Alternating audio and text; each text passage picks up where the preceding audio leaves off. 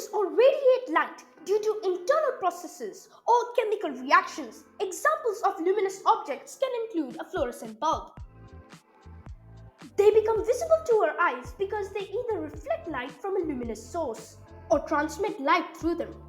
Examples of non-luminous objects can include the moon, planets, or even most objects on Earth.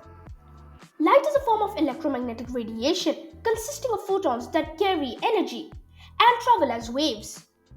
Light travels in straight lines, and this means it follows a predictable path unless an object or a medium changes its direction of path.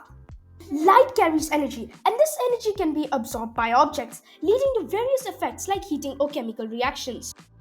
Now, light exhibits wave-like properties.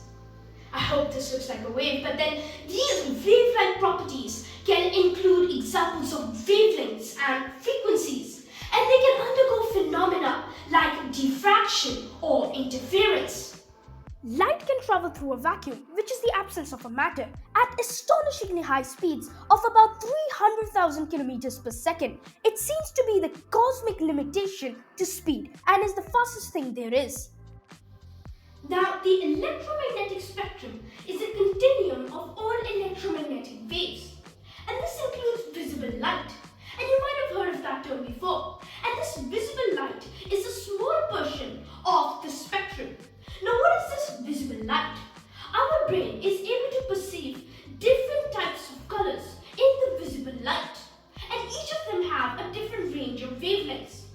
For example, we have red with the largest wavelength of 780 nanometers, and then on the other hand, we have indigo or violet with the smallest type of wavelength with only 380 nanometers approximately.